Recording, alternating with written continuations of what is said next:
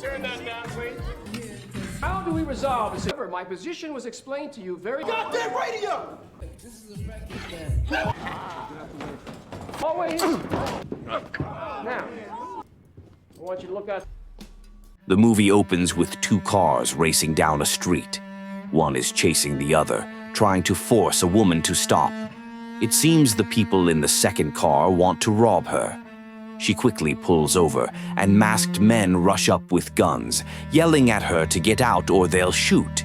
They smash the window and nearly grab her, but a well-dressed man passing by steps in and tells them to stop. The men recognize him and say his name, Randall Thompson. They act familiar, though Randall doesn't know them.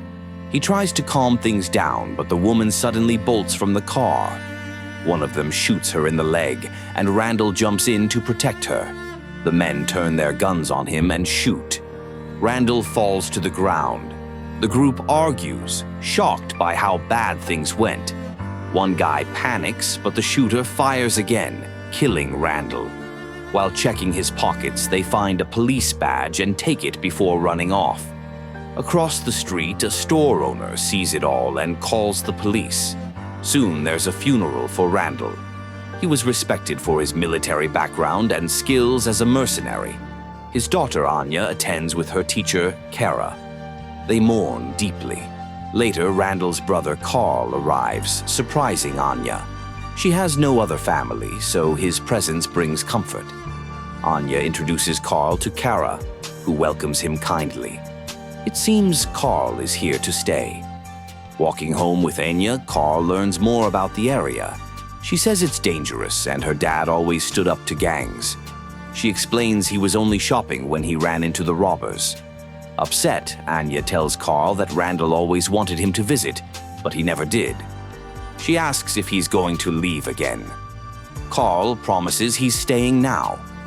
Later, while near the school, Carl sees a group of boys bothering a woman. He checks if she's okay, but she leaves without saying anything.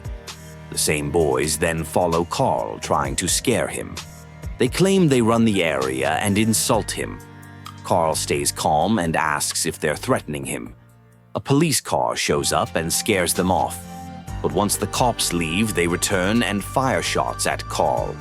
Carl dodges the bullets, and the group speeds away. Later, he meets his old friend Joey in a quiet spot. Joey once worked with Shale, the original substitute teacher who now lives in New York. Carl asks for help finding his brother's killer and whether the gang was involved. Joey agrees, even before Carl offers money. Okay. That night, Carl and Joey meet at a bar to plan. Joey says the store owner who witnessed the murder won't talk. He's likely scared. Carl asks if he saw the shooter. Joey says yes, and the killer is a student from Lantro High School and part of a gang called the Brotherhood. They wear hoodies backward with eye holes. The store owner swears they were high schoolers. Joey says they need to act fast. The next day, Carl visits Kara and brings her a drink. She's happy to see him. He asks who'll take over Randall's teaching position. Kara says the school is hiring a substitute for the most violent class. Carl says he's interested. He's trained people in self-defense. Kara hesitates but tells him to get certified, and she'll help him apply. The next day, Anya returns to school for the first time since her father's death. She reunites with her best friend, Danny. Meanwhile, Carl arrives at the school looking for the registrar. He meets mechanic teacher Warren Drummond, who helps him. On the way, Warren asks if Carl is the new sub for the troubled class. Danny walks by and thanks Warren, though it feels strange. In the special section, Carl sees the students look more like gang members than students. After getting a pass, he heads to his room, but gets lost. A janitor helps with directions. When Carl enters the classroom, it's pure chaos. Students are partying, drinking soda, dancing, and flirting. No learning is happening. He tries to introduce himself, but no one cares. Excuse me, would you turn that down, please? One student, Dante, tells them to lower the music. The student does, but complains. Carl notices a kid with soda and jokingly asks if he brought enough for everyone. The student replies with an attitude and the class laughs. I must have left my cooler at home, Bill. Carl tells them he's their new sub. He notices a kid with a broken arm and asks what happened. The boy says it was from basketball. Dante jokes that teaching is just as tough. Carl replies, not if the lesson plan is strong, then pulls out a yo-yo and asks if they know what it is. He explains that 400 years ago in the Philippines, it was used as a weapon. Then he hurls the yo-yo and smashes a soda bottle. It was a weapon. But next time, bring enough for everyone. He asks what they learned, then tells them not to judge people by looks. Also, if someone brings soda, they better share. The room grows quiet. Many students eye Carl, already planning to test him later. At lunch, a few mock him, not knowing Joey is nearby filming. Tomorrow, somebody's gonna take care of that motherfucker, will ya? In the staff room, Carl meets other teachers. They seem tired and fed up. One jokes, asking how Carl is surviving hell. Carl says the kids act tough, but he's not sure they're tough enough. Another teacher reminds him Randall thought the same. Look where that got him.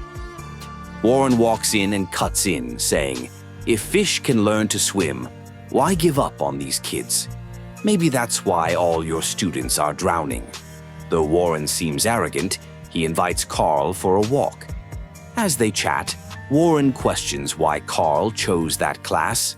He hints Carl should have picked calmer students, possibly trying to scare him off. Kara walks up and jokingly asks Warren if he'll introduce her to the new teacher, pretending they haven't met.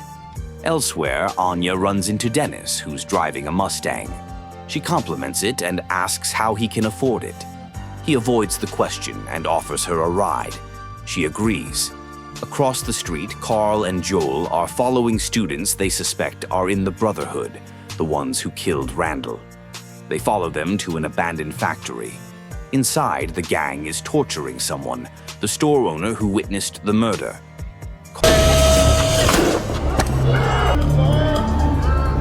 Carl and Joel sneak in unnoticed and see the man hanging by his arms being beaten. Joel asks if he should jump in. Carl nods. The gang leader demands to know why the man told people they killed the teacher, especially that they're students. Crying, the man begs for mercy and says he called the police. The gang hits him more. Meanwhile, Carl sets up a device to help. Joel walks in unarmed and warns the gang to let the man go or face the consequences. I'm gonna take this man out of here right now. You understand? To prove his point, Carl shoots one or two gang members in the leg. Joel then points his gun at the leader, saying the next bullet will hit his chest. It's your move. Realizing things are serious, the gang leader agrees to free the man. He quickly unties him and Joel helps him out. Joel tells them not to move until the red laser dots are gone or they'll be shot. The gang freezes while Joel walks out confidently. At home, Anya and Dennis are in her room, kissing. They like each other, but Anya doesn't want to go too far. When Dennis asks why, she jokes to avoid answering. Suddenly, Carl shows up. Anya panics and tells Dennis to sneak out before he's seen.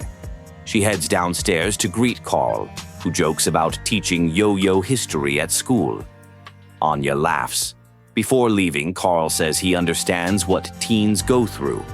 That night, some students from the special class planned a car robbery. Mace, the boy with the radio, gets out of a friend's car and breaks into another. The alarm goes off, but his friend silences it. They drive off casually. Joel watches them from the shadows. Elsewhere, Carl is spending the evening with Kara. They're drinking and talking. She asks about his past, and Carl shares a little. He says Randall was not just his brother, but also his partner, and that Randall used to be a mercenary. When Kara asks why Carl is now a teacher, he explains Randall inspired him to make a difference. Suddenly, Carl gets a call from Joel, who tells him what just happened. Joel says he set up a bait car, and Dante and Mace took it. He asks Carl to guess where the car ended up. Carl quickly agrees to meet. Carl thanks Kara and leaves, though she clearly wishes he would stay longer. When Carl and Joel meet, Joel shows him where the stolen car was taken. Carl wants to act fast, but Joel advises patience, saying the next day will be even more important. He then plays Carl a recording of the gang talking about their plan to take Carl down. The next day, Carl shows up to school like nothing is wrong. Dante greets him sarcastically, calling him the man with the lesson plans. Carl just smiles and starts teaching. One student with a broken arm pretends to feel sick and asks to go to the bathroom. He actually sneaks off to let gang members in through the back door. In the classroom, Mace is playing music loudly on his radio and ignoring Carl. After several warnings, Carl decides to teach a lesson. He tells the class that if he lets Mace keep playing music while he wants to teach, nobody wins. That's called a deadlock. An impasse is a situation that has no apparent solution. So, in the absence of compromise, Carl then throws Mace's radio out the window. The whole class suddenly goes quiet. Mace gets angry and pulls out a knife, showing off his skills. But Carl easily disarms him and takes the knife. Carl explains he's not trying to embarrass anyone. He just wants the class to understand that he's in charge and wants to help them. And so He then mentions that Keyshawn, the student who left for the bathroom, hasn't come back. So Carl decides to go check. In the boys' bathroom, Carl calls out for Keyshawn and starts looking around. Suddenly, gang members appear behind him. But thanks to Joel's warning, Carl is ready.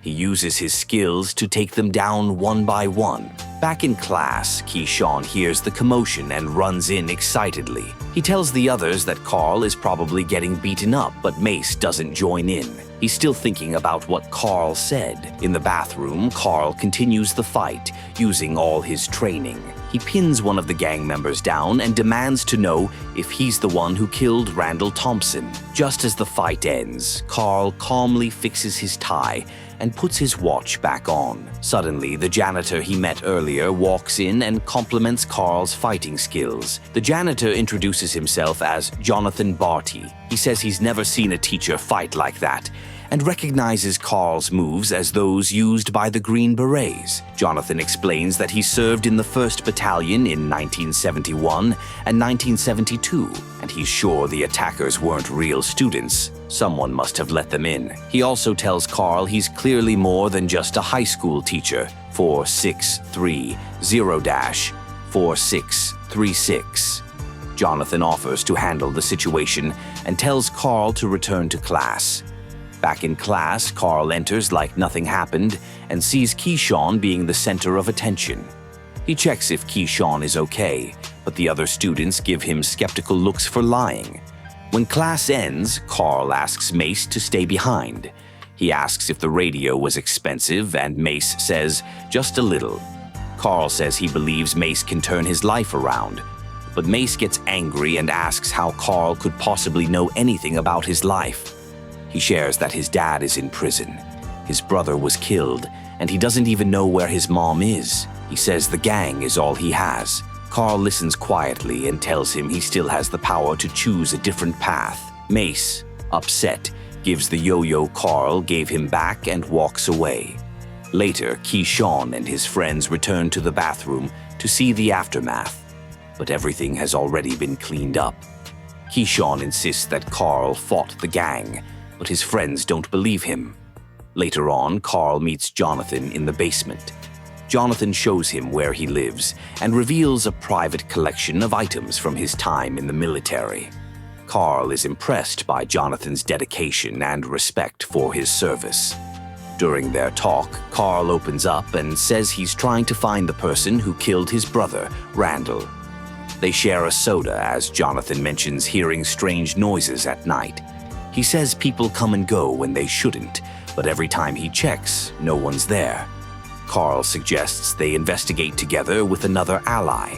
Later that day, Anya is walking home when she's stopped by members of the Brotherhood gang. They threaten her, saying she needs to stop Carl from digging into their business.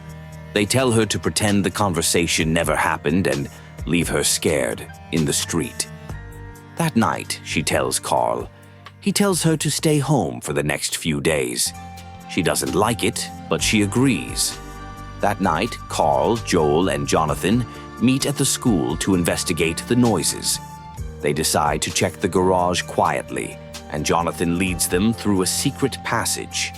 Carl goes ahead and discovers Warren and some students working on cars. It's clear they're involved in illegal activities. Carl returns and tells the others that Warren is running a chop shop. They figure out Warren is breaking down 3 or 4 cars a week and selling the parts below market price. They guess he makes over $100,000 every month. Meanwhile, Warren gets a call from Dante. He says the police found one of their stolen cars and there was a chase. But the worst part? Mace is dead. Warren shows no emotion about Mace's death. Mace is dead! The next morning, Carl gathers the students and sees them grieving. Except for Dante, he says Mace took a risk and faced the consequences. Carl disagrees. He says school isn't a battlefield and no student should die.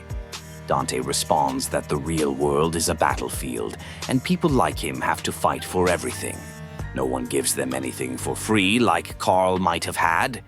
Dante says the police killed Mace, not him. But Carl suspects Dante had a role in Randall's death, though Dante doesn't realize that. After school, Carl visits Kara and asks what kind of person Warren really is. Kara says Warren is well liked at school, but outside he's cold and controlling. She admits he once tried to date her, but she turned him down because of his possessive nature. The next day, during school break, Carl approaches Kara and quietly asks her to look into Warren's background and past jobs. While they talk, Warren watches them from a distance, looking suspicious. Later that day, when Carl is at home with Joey, Kara calls. She says she found something online and asked Carl to come over. Carl tells her he and Joey are on their way. Before they leave, they remind Anya not to open the door for anyone. But at Kara's house, someone knocks shortly after. She opens the door and is surprised to see Warren holding food. He says he was just in the neighborhood. Kara doesn't feel safe, so she hides the file she was planning to give Carl. Warren keeps talking, pretending he just wants to be friendly. Meanwhile, Anya secretly leaves the house to visit Danny. He welcomes her in, and they hang out in his room. Danny tries to get close too quickly, even though Anya wants to take things slow. When he steps into the bathroom, she looks around and notices a condom on the table, making her feel uncomfortable. Then, something shocking happens. She finds her father's police badge in Danny's drawer. Surprised and scared, she searches more and discovers the Brotherhood gang outfit in his closet. She quickly gets dressed to leave, but Danny comes back into the room. Anya confronts him and asks if he killed her father. Danny tries to explain, saying her dad was messing with the Brotherhood's money. As their argument heats up, Danny grabs a knife, but Anya knows karate. She kicks him hard and breaks a glass over his head. Danny tries to grab her again, but she escapes. Back at Kara's place, Warren suddenly attacks her. He throws her across the room, showing his real violent side. He accuses her of working against him and punches her several times. He wants to know what Carl is really up to. Finally, Kara tells him that Carl is Randall's brother. He's Randall Thomas' brother. He's Randall Thomas's brother! She tries to run upstairs, but Warren chases her down and hits her again and again. Then he shoots her, killing her instantly. After that, Warren tells his men to kill Carl and not to take any other orders. As he leaves the building, he spots Carl and Joey arriving. Warren hides, waiting for the right moment. Luckily, Carl and Joey don't see him. Inside, Carl is devastated to find Kara dead. He also finds the file she was going to show him. It says that Warren was a former United States Marine Corps agent. He was discharged with honor, but under special circumstances. He was suspected of doing illegal missions in Honduras in 1986. He denied everything and later received honors in 1987. At home, Anya tells Carl what she found out. She says Danny is the one who set her up and that he's the killer. Danny said he only did it to prove to Warren that he was important. That night, Carl grabs his weapon, ready to finish everything. Joey picks him up and they drive to the high school. Joey says he counted 2 full cars of gang members and asks Carl if he's ready. "We've got 2 car loads. You ready?" "Born ready. Let's do it." The gang arrives shortly after. They enter the school armed with guns and rifles, planning to take down the substitute teacher. Carl and Joey meet up with Jonathan, who opens the gate for them. But the gang is already on their tail and a gunfight breaks out. The school turns into a war zone. Several gang members get badly hurt, but Carl, Joey, and Jonathan remain safe. They move into another room and shut the door behind them. Joey reveals he's been shot, and it feels like they're trapped. "We got to get across the hall. Why the fuck did you bring us in here then? Because they were shooting at us." "No shit." Carl looks around and sees a gas tank. He quickly comes up with a plan. He puts the tank near the door, and when the gang starts shooting again, the tank explodes, pushing them back down the hallway. This gives the trio a chance to escape. Jonathan leads them through a tunnel to a hidden room where he keeps old weapons. They reload and prepare for the next attack. The gang keeps coming, but now they're losing more people. After a long and tiring shootout, Jonathan throws smoke bombs. Just then, the gang leader appears. As the smoke clears, Carl grabs the boss while Joey and Jonathan hold off the others. In the confusion, the gang accidentally shoots their own boss. In another room, Carl confronts the wounded boss, who admits that Warren Drummond, the mechanic teacher, is the man behind it all. Carl wastes no time and heads straight to Warren's classroom. He interrupts class and demands Warren admit he killed Kara. He also mentions that Kara's final note exposes the truth about him. Warren, shocked and nervous, tries to deny everything. Instead of admitting the truth, Warren tells the students about Carl's past as a mercenary. Then he tries to open a suitcase to pull out a gun, but Carl is ready and stops him before he can use it. A brutal fight starts. Both men are trained and dangerous. Warren grabs a fire emitter, but Carl knocks it out of his hands after several tries and kicks him in the face. Warren fights back, but Carl grabs a light bulb and presses it into Warren's eye, badly damaging it. The students watch, unsure who to support. Warren won't give up and keeps fighting. Carl slams him to the ground over and over. Meanwhile, Anya watches from upstairs and rushes down to help her uncle. The fight continues, both men using all their skills. At one point, Warren grabs a screwdriver and stabs Carl in the arm. Carl, in pain, still hits back hard. The students watch closely, wondering if Carl has been fatally stabbed, but he gets up. Finally, Carl stabs Warren in the stomach, ending his life. Everyone watches silently. No one seems to mourn Warren. After a short moment of silence, Anya and Joey surround Carl and thank him for everything he's done. Jonathan claps and tells the students to head back to class. The show is over. As everyone walks away, Dante shows kindness for the first time. He tells Carl that he looks like he could use a doctor and a vacation. In the end, everything seems settled. Carl thanks Joey for being there through it all.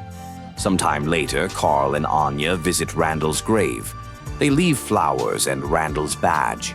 Anya tells Carl she's keeping the house and invites him to stay. But Carl says he's proud of her and that he has to leave. They share a warm hug and the movie ends.